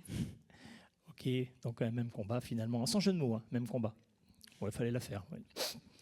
C'est bon, le micro est... Allez-y, on vous écoute. Bonsoir. Moi, je voulais savoir, est-ce que ce projet de pratique de haut niveau, elle a toujours été dans votre coin de votre tête comme un objectif, ou alors ça s'est construit au fur et à mesure de votre parcours sportif? Vous posez la question Pour tout le monde. Enfin, chacun. Jason, tu veux dire un mot par rapport à ça, et puis Marc va compléter. Bah, tu sais, quand tu deviens footballeur professionnel, tu fais des centres de formation. Donc on te formate très vite à vouloir devenir professionnel. Et comme le dit Marc, c'est une chose qui est innée. On est tous faits pour faire quelque chose. Donc moi, sur le point personnel, oui, à 14 ans, je ne sais pas si tu es encore à l'école ou autre, mais on te pose souvent la question de ce que tu veux faire plus tard. Et ma réponse, j'en avais qu'une, c'était de devenir ce joueur de foot. Et ça peut être bien et pas bien, parce qu'il y en a beaucoup qui n'y arrivent pas. Mais oui, personnellement, pour nous, dans notre métier, on se formate pour arriver à nos objectifs. Et se donner des objectifs, c'est une très bonne chose. Parce que sinon, on est sûr de ne pas y arriver si on ne s'en donne pas. Merci. On va compléter aussi. Marc? Moi, comme j'ai coutume de dire, j'ai eu la vocation d'être coureur comme on a la vocation d'être curé. Donc, Ah, faisait longtemps que je ne l'ai pas entendu, celle-là. Donc non, mais c'est vrai, à 14-15 ans, quand j'ai commencé à courir, dès que j'ai commencé à courir, alors je ne le disais pas forcément, mais j'étais obsédé par le fait d'être coureur cycliste professionnel, et j'avais l'intime conviction, alors après, vous allez dire, il en rajoute, mais non, c'est la réalité, j'avais l'intime conviction que je serais coureur. Voilà. Parfait. Allez, on en prend une dernière. Moi, ma question, elle est pour Jason. Et on en a parlé un petit peu, c'est pour la notion de respect. Comment justement on cadre un jeune qui arrive dans l'équipe et qui n'a pas forcément cette notion de respect envers les anciens? On le frappe, direct. C'est une blague. Bien sûr. C'était une vanne, hein? Oui, c'est bon. Non, le respect, c'est comme dans tout. C'est comme dans une entreprise ou autre, ça se gagne. Tu sais, un footballeur, quand il arrive dans un effectif, c'est rare qu'il arrive avec un ego ou une personne, ou que ce soit une personne qui est très très sûre de lui.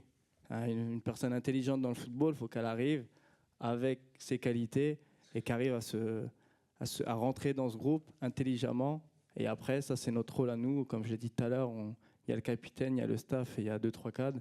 Et c'est à nous, ces personnes-là, de bien les accompagner pour qu'ils soient le plus rapidement possible bien intégrés au fond de l'effectif. Et ça, c'est ce qui nous permet d'arriver à des objectifs positifs assez rapidement. D'où le stage qui est fait pour ces choses-là. Parfait. On en a une dernière, Philippe. Une dernière. C'est Quentin qui demande. Bonsoir, Mélissa. Aujourd'hui, comment tu expliques que tu es dans le sport de haut niveau, que tu es obligé de travailler à temps plein, alors que tu es une athlète de haut niveau? C'est une très très bonne question, ça. Voilà. Tout d'abord, mon sport n'est pas forcément le plus reconnu en France. La boxe thaï, je ne suis pas sûre que beaucoup d'entre vous connaissent. Il faut savoir que je suis payée en pro. J'ai une prime au combat que mon coach et manager négocient en amont avant de faire le combat. Maintenant voilà, en décembre, j'ai touché ma prime de combat quand j'étais championne du monde. Je me suis blessée pendant 6 mois, j'ai pas eu d'entraînement, pas eu de combat, donc j'ai pas été payée. Les sponsors, ça tape pas à la porte non plus, on n'a pas tant que ça. Je fais un petit appel au passage. Ah oui, c'était bien vu, ça, c'était bien vu. Discret comme ça, mais propre. Oui. Mais voilà, on n'est pas tant reconnu, d'autant plus que je suis une femme dans un sport de combat, donc c'est très compliqué. Il y en a très peu, même dans le plus haut niveau mondial, il y en a très très peu qui arrivent à en vivre. Si demain je pars en Thaïlande ou en Amérique, peut-être que ça changera, mais aujourd'hui en France, c'est pas encore assez développé pour que je puisse en vivre pleinement. Parfait. Eh bien, écoutez, oui, on peut applaudir.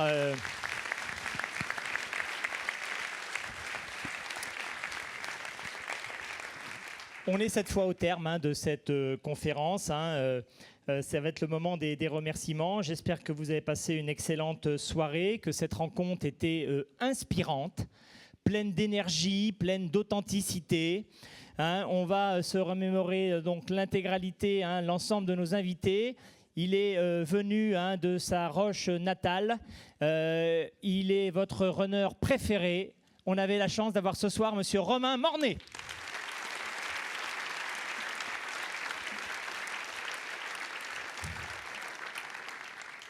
Puis après, on a eu la guerrière.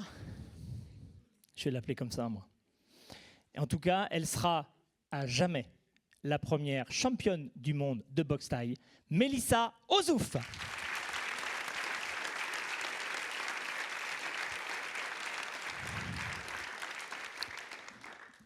Et il apporte toute son expérience aux jeunes, comme on a évoqué, hein, une carrière brillante. Ça sera à jamais votre capitaine ici à La Roche-Vendée, Jason Buhaillon.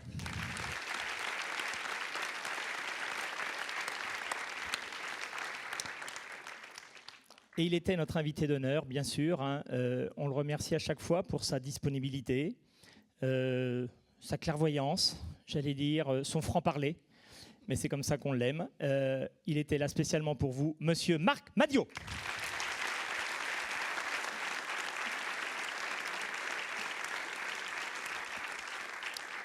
Et quelques remerciements avant de vous libérer. Hein, bien sûr, à nouveau, hein, la commune hein, de La Roche-sur-Yon. Les hommes de l'ombre. Voilà, parce que s'il y a des gens en lumière, ce soir, il y a des hommes de l'ombre. Johan, Michael, Guillaume. À la lumière, au son, au plateau. Quentin ne fait pas simplement que passer le micro. Hein, et, il est là depuis ce matin. Hein, il a énormément travaillé. Il est toujours dans l'ombre. Quentin Duverneuil.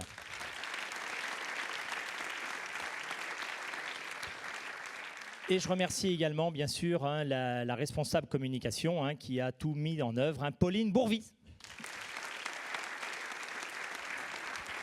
Et au passage, que ce soit Pauline ou Gilda devant moi, je les remercie. Petit message personnel de la confiance dont ils me témoignent. Bonne fin de soirée à tous.